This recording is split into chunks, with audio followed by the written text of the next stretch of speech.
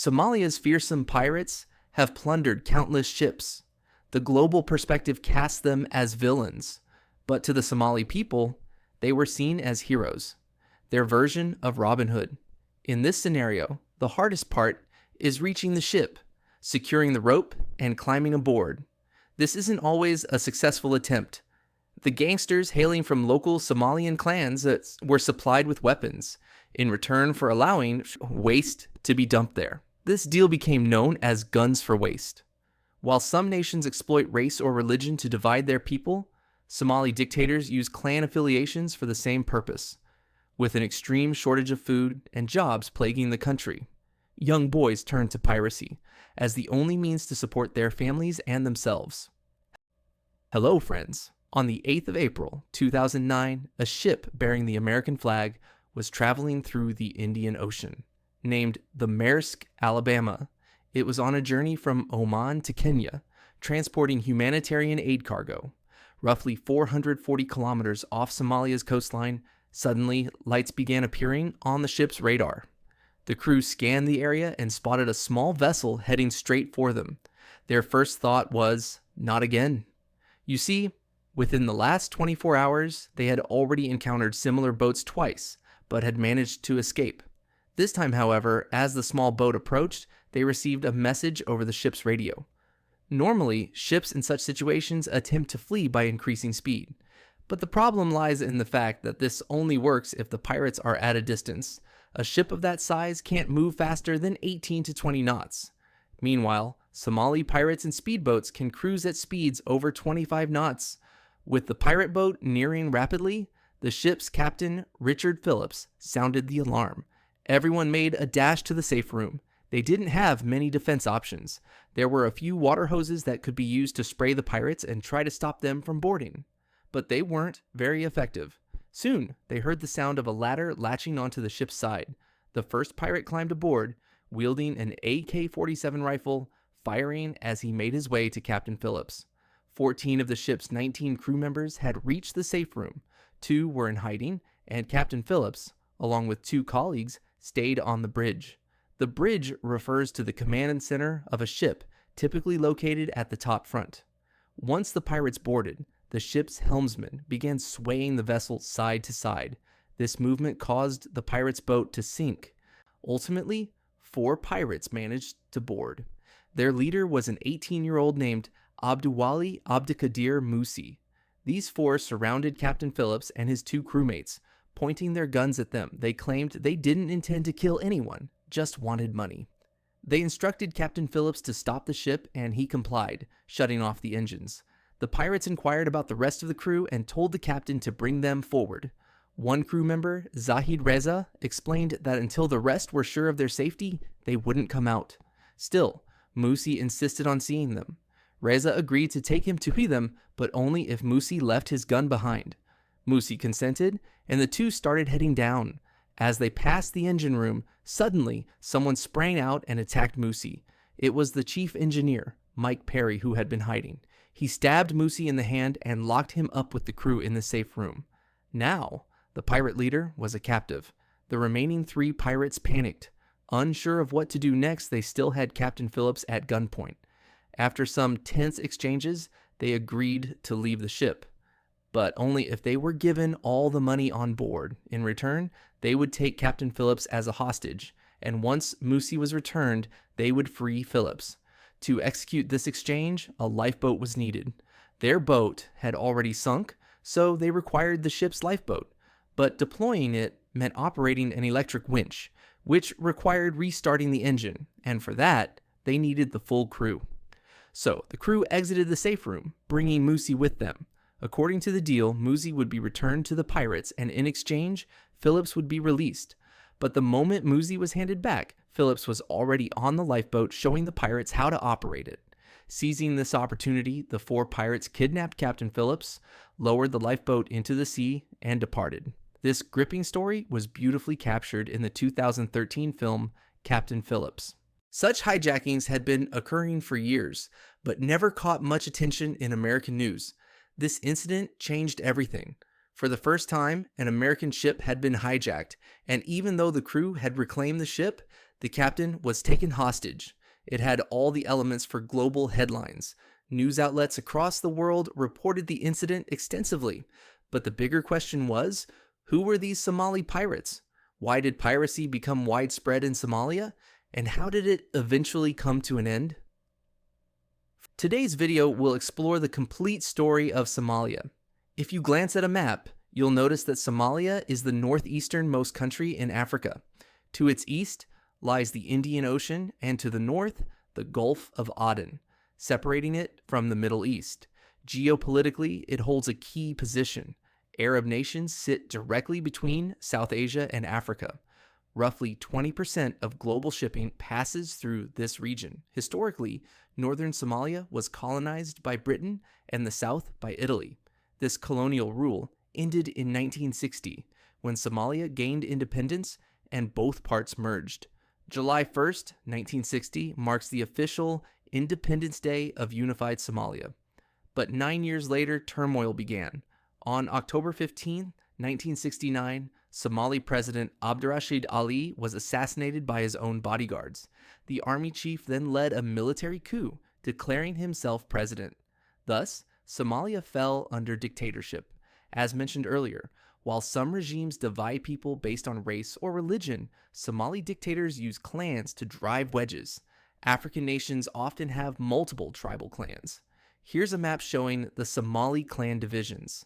Clan-based discrimination led to increasing tensions and violence, which eventually escalated into a full-blown civil war. It peaked on January 27, 1991, when rival clans united to overthrow President Siad Barre.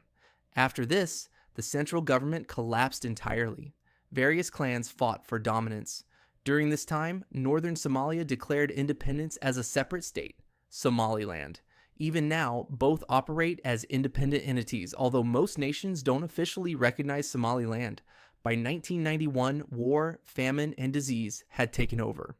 Within a single year, over 350,000 lives were lost in Somalia.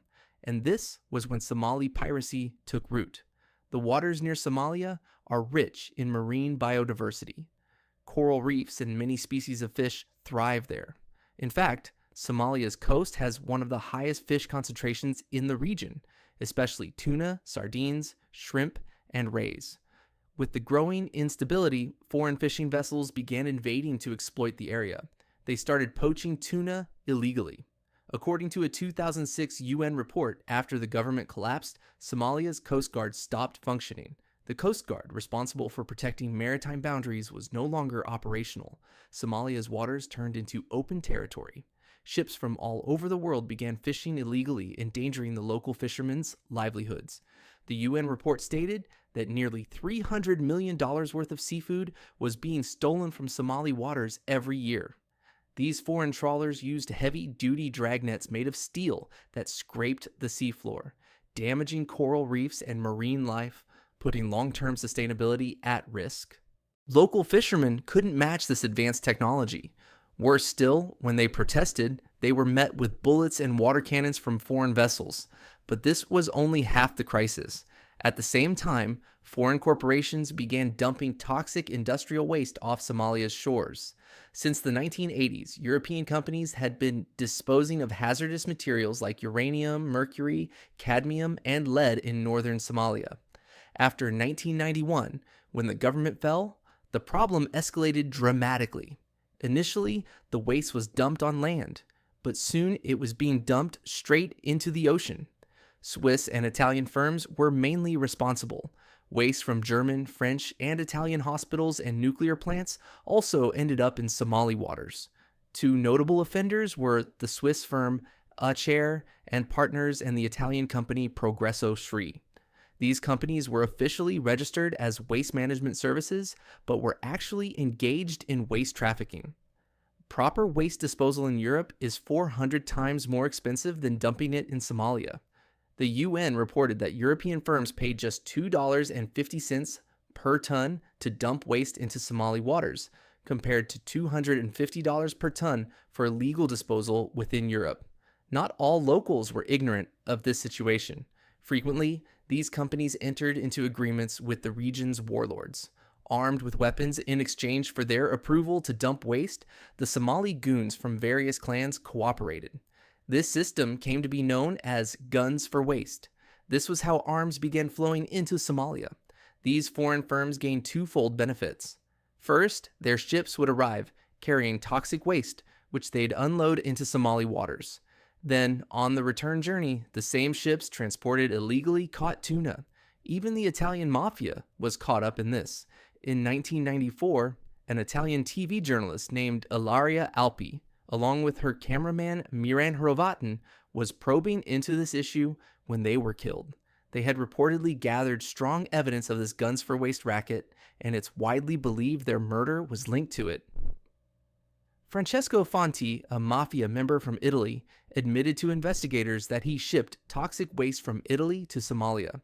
He claimed that top politicians and Italian peacekeeping forces were instructed to overlook the operation. Beyond Italy, nations like Russia, Germany, and even the USA were involved. In December 2004, a massive tsunami struck the Indian Ocean. As a result, toxic waste containers submerged in Somali waters broke open, releasing the waste along the Somali coastline. Roughly 150 Somalis died due to the tsunami, and it contaminated the already limited water sources people depended on. In many villages, widespread illness followed. People suffered acute respiratory diseases, persistent coughs, bleeding in the gums and mouth, brain hemorrhages, and peculiar rashes. In some tragic instances, it led to death. A local doctor at the time remarked that he had never seen so many cancer patients in his entire career as he did in that 1 year alone. Try to put yourself in the shoes of an ordinary Somali citizen. Imagine what they must have faced: ongoing civil war, poverty, hunger, a dwindling fish supply because of illegal fishing, and on top of that, toxic waste killing their families. Naturally, Somalis, especially fishermen, were angered by these violations. They assumed the role of defending their country's waters and its resources. Gradually, they began to band together for patrols. Whenever they spotted illegal foreign fishing vessels, they'd launch attacks. These fishermen started identifying themselves as coast guards. Initially, their actions were motivated solely by self-defense. But over time, they realized there was profit in this, and piracy took root. These fishermen teamed up with local armed thugs, forming groups like the Somali Coast Guards and National Volunteer Coast Guards. They began seizing foreign fishing boats, dragging them to Somali ports, and demanding ransom for releasing the crew. Once the money began flowing, poor and jobless youth adopted piracy as a profession. That's how Somali pirates came to be. In the early stages, these pirates used their old fishing boats, but as the ransoms grew, they invested in speedboats, tracking devices, and more advanced weapons. Piracy thrived particularly in Puntland, a region where agriculture was difficult due to the terrain. This is the northernmost part of Somalia. But by 1997, catching foreign fishing boats became harder since they'd now ink protection deals with local warlords. These fishing companies began recruiting local goons to guard their vessels, equipping them with anti-aircraft weapons. Pirates realized they no longer had to target fishing boats. They could go after large commercial cargo ships. These ships had little or no defense. This opened up a new avenue for piracy. With bigger ships came larger ransom sums and fewer risks. Due to extreme food and employment shortages, piracy became one of the only viable options for Somali youth trying to support their families. In 1998, Puntland declared itself autonomous, effectively operating like an independent state. This gave pirates more leeway, and the area became a hub for piracy. From 2005 to 2012, it earned the title Pirates Capital, especially its city, Ale. Over time, piracy evolved into a full-blown industry. Armed gangs took control, recruiting local boys for hijack operations. A large chunk of the ransom would be claimed by these gangs, while the young pirates who executed the hijack received a portion. These gangs stocked up on AK-47s and rocket launchers. What's fascinating is understanding how the hijackings occurred. Once a ship was targeted, the pirates would approach it while brandishing their weapons. They hoped the crew would be intimidated enough to halt the ship. If that didn't work, they fired warning shots. They carried rope ladders with hooked ends. Once the hook latched onto the ship's edge, they climbed aboard. Since the pirates were armed and the crew unarmed, resistance was minimal. Hijackings typically lasted under 30 minutes. The most difficult part was getting close enough, securing the ladder, and climbing aboard. Only 20 to 30% of such hijackings succeeded. But when successful, pirates steered the ship toward a friendly Somali port. Guards and translators would be summoned to watch the hostages, and then the pirates would demand ransom. The money, usually transferred through banks in London and Dubai, was often dropped onto the ship's deck using parachutes. Once the ransom was received, the crew and ship were released. The pirates then split the proceeds. Half went to the hijackers, a third to the investors who funded the operation, and the rest to support staff, guards, and translators. Additionally, some money went to verify the authenticity of the banknotes. A portion of the ransom was even distributed among the poor and disabled locals as charity. This earned the pirates a Robin Hood image in certain Somali communities. Many hostages later said they were generally treated humanely. Pirates claimed they weren't targeting individuals, but making a political point. They argued that since Somalia lacked a functioning government to tax foreign ships, their ransom demands acted as an alternative form of taxation. In the local Somali language, pirates call themselves Bada Denta Bada, saviors of the sea or coast guards. As time passed, the operation became highly structured. There were recruiters, organizers, financiers, and mission leaders. Some even invested capital into pirate ventures. The business needed boats, fuel, weapons, and supplies. Often the pirates themselves couldn't afford these, so they relied on investors. According to a 2011 UN Nippon Foundation report, pirate groups operating on the high seas were given $30,000, and those in the Gulf of Aden received $10,000. By 2008, piracy had become Somalia's most lucrative industry. It generated $50 million in a single year. A BBC report estimated that between 2005 and 2012, Somali pirates earned $339 to $413 million in ransom money. For each hijacking, a pirate could earn between $30,000 and $75,000. An extra $10,000 was awarded to the first pirate to board a hijacked ship. Somali piracy reached its peak in 2011. The global economy reportedly lost $7 billion due to their activities. Among the most notorious cases was the 2008 hijacking of the Saudi supertanker Sirius Star. The ransom paid was $3 million. A vessel the size of 3 aircraft carriers, the Sirius Star was the largest ever hijacked, and a $3 million ransom was demanded for its release. In March 2013, Greek tanker Smyrni was seized and only released after 10 months and a $9.5 million payment. These were not imaginary figures. This was actual money paid for the hostages and the vessels. Most of the time, private shipping firms paid the ransom. Some of them even had kidnap and ransom insurance. So in many instances, insurance companies footed the bill. In rare cases, government entities paid up. Let's return now to the story of Captain Phillips, arguably the most gripping tale in Somali piracy history. He was kidnapped on a lifeboat that was then launched into the sea while his crew watched helplessly. The crew decided to pursue the lifeboat, but their ship was slower. They sent emergency signals to the nearest U.S. warship, the USS Bainbridge, which was about 500 kilometers away. It took 12 hours to arrive. Once there, it trailed the lifeboat.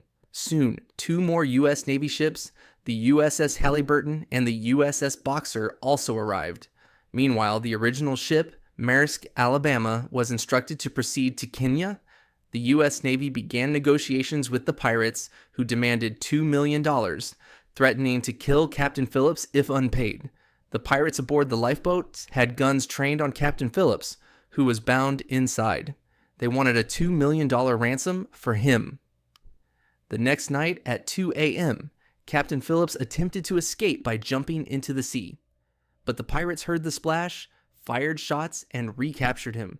This standoff dragged on for 3 days. The U.S. Navy, refusing to pay ransom, tried multiple tactics, draining the lifeboat's fuel, using helicopters to block its path. Snipers were positioned and waiting. Eventually, pirate leader Musi proposed a deal. His hand was infected, and he asked the Navy for medical help. SEALs approached the lifeboat and brought Musi on board for treatment. They urged him to release the captain. He relayed this to the other pirates, but they refused. Then, strong winds pushed the lifeboat closer to the Navy ships. The pirates again threatened to kill the captain. At the first opportunity, the snipers opened fire, killing 3 pirates. Musi was the only survivor. Captain Phillips was finally rescued. 18-year-old Musi became the first man to face a piracy trial in the U.S. since 1885. In 2011, he received a 33-year sentence and is still in prison today. He is expected to be released in 2038 and has even completed his graduation behind bars. To tackle Somali piracy in 2009, the U.S. and other nations launched Task Force 151. Likewise, NATO and the European Union introduced anti-piracy operations. Countries like China, India, and Russia also deployed warships. Piracy incidents dropped from 237 in 2011 to 75 in 2012 and only 15 in 2013. The most effective change came with the use of armed guards on commercial ships. These guards could shoot at the engines of pirate boats before they got too close. No ship with armed security was hijacked. Additionally, cargo ships began moving faster, installing barbed wire, safe rooms, foam sprayers, water cannons, and sonic weapons.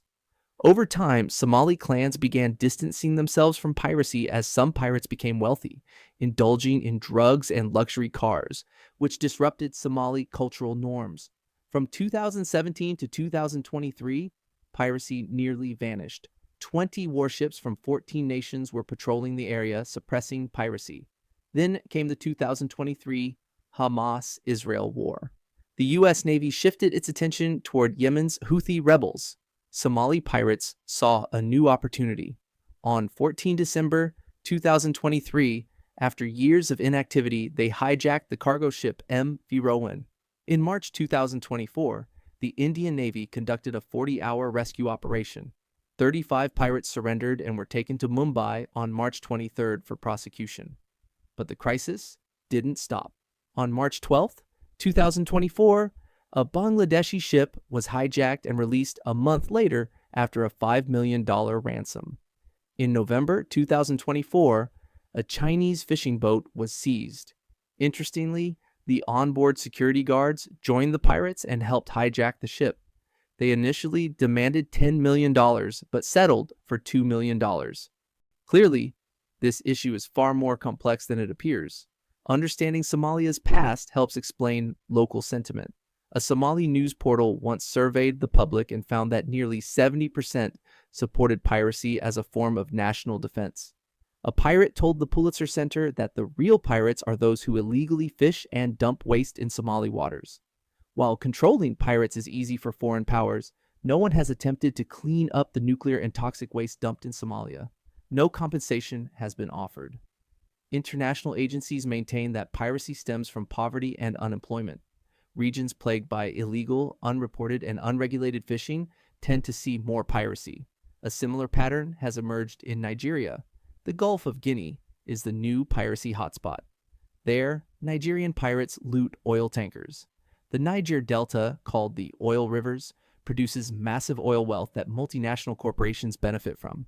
Locals, however, say they gain nothing and suffer environmental damage and rising cancers. Frustrated, they began sabotaging pipelines, kidnapping oil workers, and hijacking tankers. But an injustice in response to another injustice solves nothing. We must remember that most pirates aren't poor victims. They're criminal gangsters. So, I'll leave you with this thought. Rising up against injustice is a mark of humanity. But if that resistance turns into another form of injustice, it becomes meaningless.